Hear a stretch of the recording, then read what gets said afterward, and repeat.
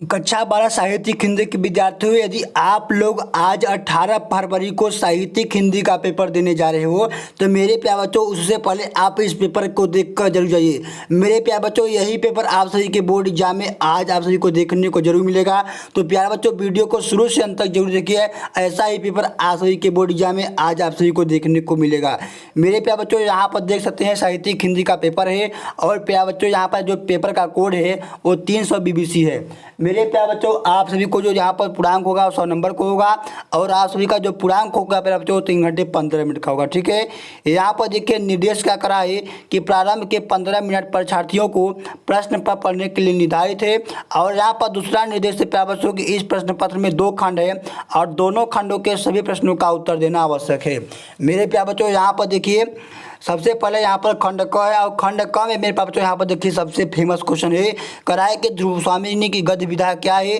तो मेरे प्यारे बच्चों ध्रुव स्वामी जो है जयशंकर प्रसाद का है, एक नाटक है। तो ऑप्शन नंबर यहाँ पर सी क्या होगा, राइट आंसर होगा। मेरे प्यारे बच्चों वीडियो को शुरू से अंत तक जरूर देखिएगा।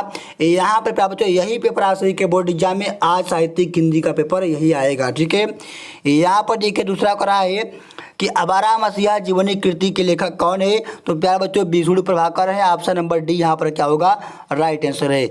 इसी प्रकार से प्यारे बच्चों यहाँ पर तीसरा क्वेश्चन है कि आचार्य हजारी प्रसाद द्विवेदी द्वारा लिखित कृति कौन सा नहीं है।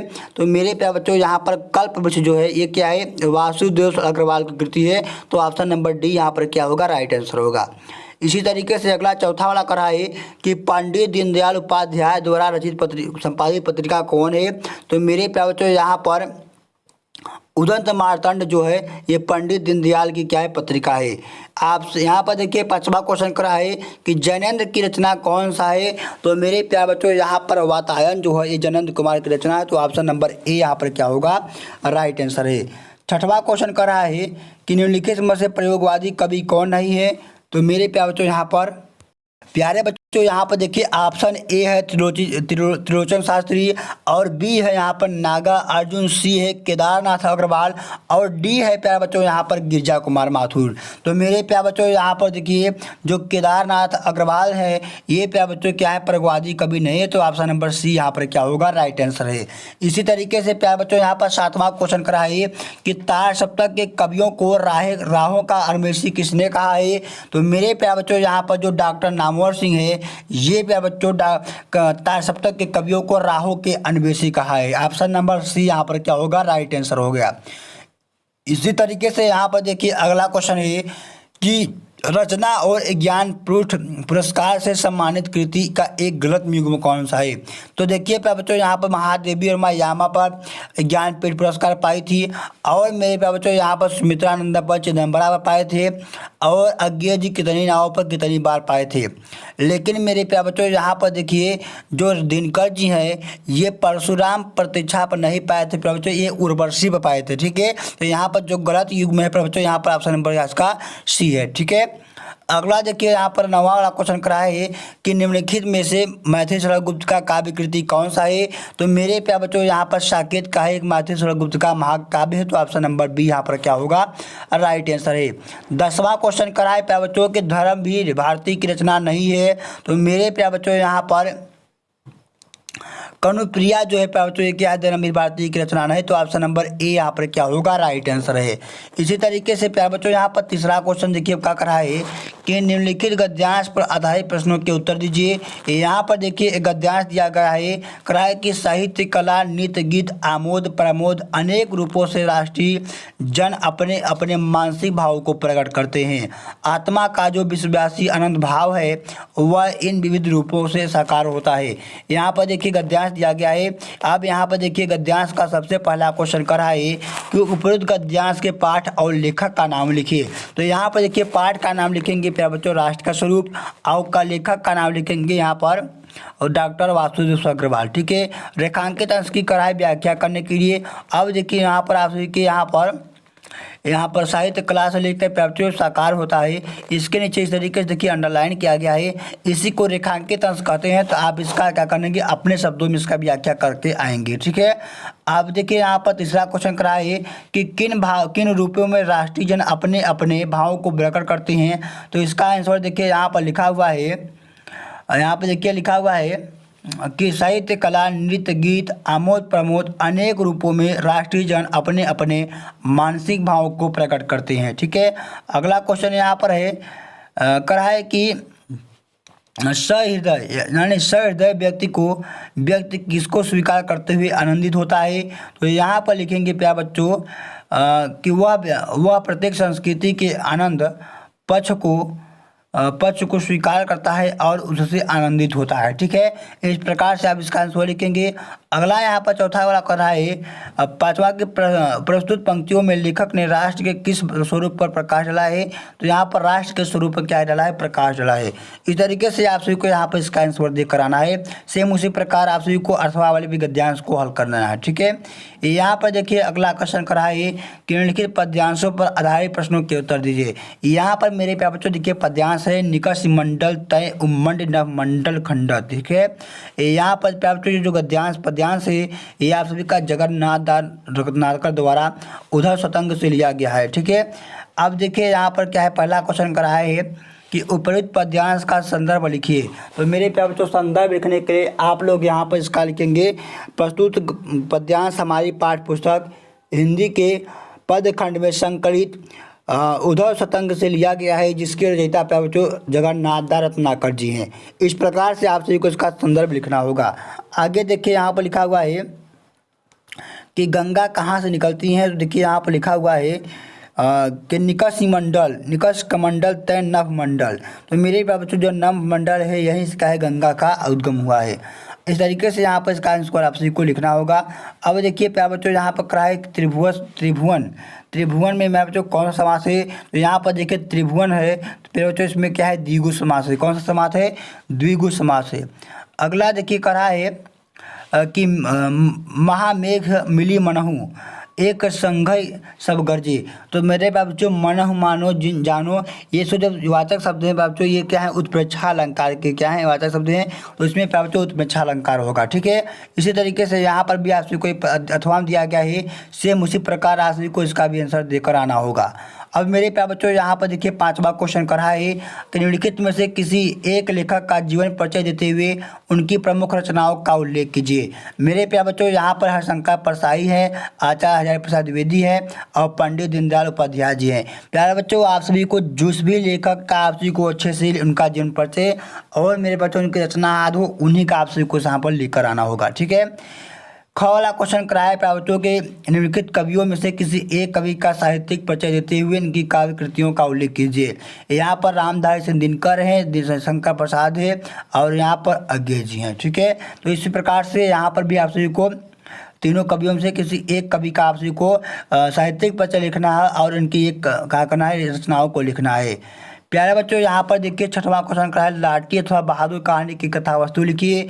मेरे प्यारे बच्चों यहाँ पर देखिए अधिकतम शब्द सीमा अब अपने कराए 80 शब्दों में। तो मेरे प्यारे बच्चों आप सभी को करना क्या है कि एक से प्यारे बच्चों 1.5 पेज में आप सभी को क्या करना है, इसका लाठी या बहादुर या पंचलाइट कहानी की कथा वस्तु लिख कर आना होगा।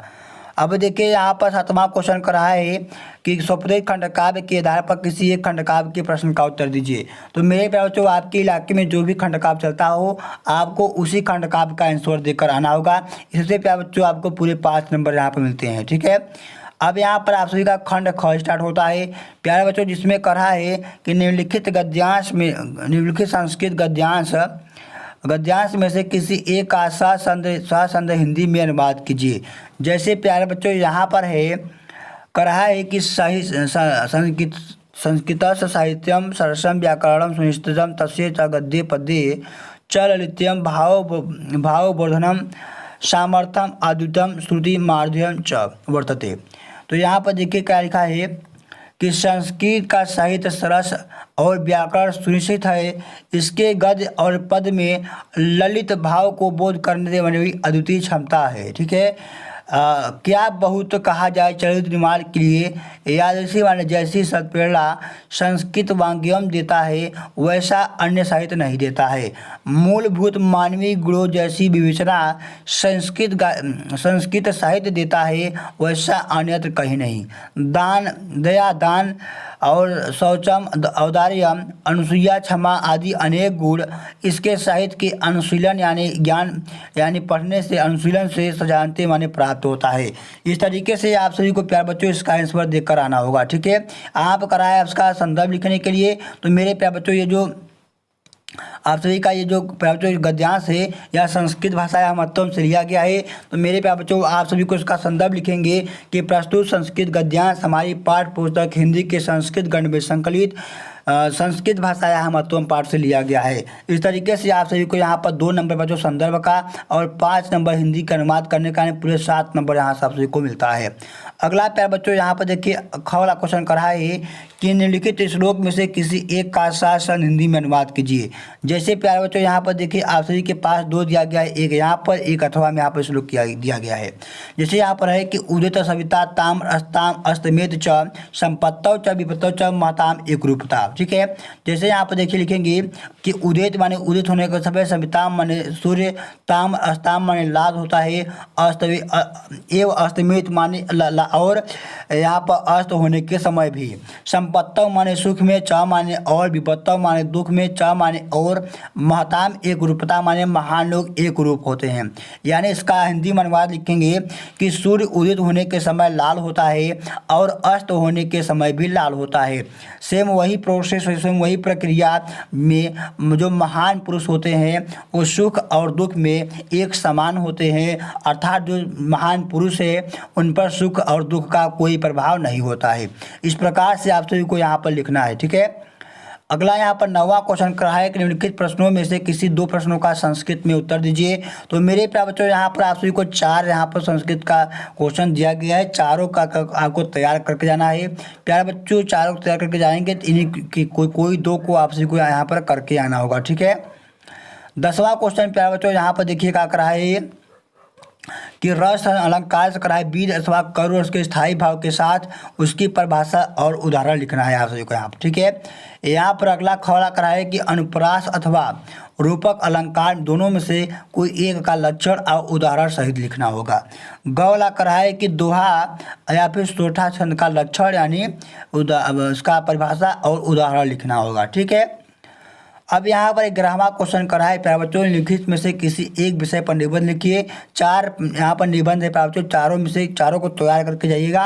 यानी प्यारे बच्चों चारों का आप यदि आपके पास आप लोग क्वेश्चन बैंक रखे हैं तो चारों का आप लोग हेडिंग तैयार करके जाइए और वही हेडिंग डालकर आप सभी को 2 से 3 पेज में लिख कर चले जाना है। ठीक है, अब देखिए यहाँ पर 12वां क्वेश्चन करा है कि पुनर्रमते का संधि विच्छेद क्या होगा। तो प्यारे बच्चों पुनर्धन रमते क्या है पुनर्धन रमते क्या है, इसका प्यारे बच्चों यहाँ पर ख वाला क्या है संधि विच्छेद होगा।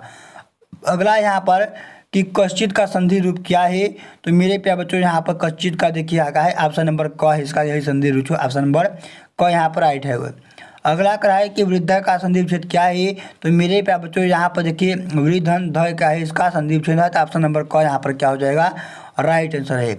अगला है कि महाजन में कौन सा समास है। तो प्यारे बच्चों इसका जो संधि विच्छेद करेंगे महाजन का, तो इसमें आएगा महा और जन माने लोग। तो महा देखिए क्या कर रहा है, किसी गुण को बता रहा है, ऐसे पुरुष जो महान है, तो यहाँ पर देखिए गुण को बता रहा है। तो प्यारे बच्चों यहाँ पर देखिए कर्मधारय समास होगा। ठीक है, अगला यहाँ है कि क्राय की शीतोछड़ा में समास कौन सा है। तो प्यारे बच्चों यहाँ पर अव्ययी भाव समास है, ऑप्शन नंबर क इसका क्या है, राइट आंसर है। इसी तरीके से यहाँ पर क्राय धीमती में प्रत्यय क्या है। तो प्यारे बच्चों यहाँ पर त्व क्या है, इसमें प्रत्यय लगा हुआ है। अगला कराए कि प्रभुत्व में कौन सा समास है। प्रभुत्व जो त्व है क्या है, इसमें क्या है, प्रत्यय लगा हुआ है, ऑप्शन नंबर क यहाँ पर भी क्या है, राइट आंसर होगा। यहाँ पर अगला करा है कि रेखांकित पदों में से किसी एक पद में विभक्ति और संबंधित नियम का उल्लेख करना है। 4 वाक्य यहाँ पर दिए गए हैं, चारों में से किसी एक पद का क्या करना है, विभक्ति बताना है और उससे संबंधित नियम का उल्लेख करना है। यहाँ पर अगला क्वेश्चन करा है प्यारे बच्चों, करा है यहाँ पर कि पेयजल अधिकारी को पत्र लिखिए और जिसमें अनिवार्य रूप से जल प्राप्त होने का शिकायत की गई हो। तो प्यारे बच्चों इन दोनों पत्र को आप क्या कीजिए, इसको अपनी किताब की आप क्वेश्चन बैंक करके वहाँ से तैयार करके आज मेरे प्यारे बच्चों आज सुबह इसे तैयार करके जाइए। और प्यारे बच्चों आज यही पेपर आप सभी को आपके बोर्ड एग्जाम में देखने को जरूर मिलता है। तो मेरे प्यारे बच्चों मिलता हूँ अगले वीडियो में एक नए टॉपिक के साथ। जय हिंद।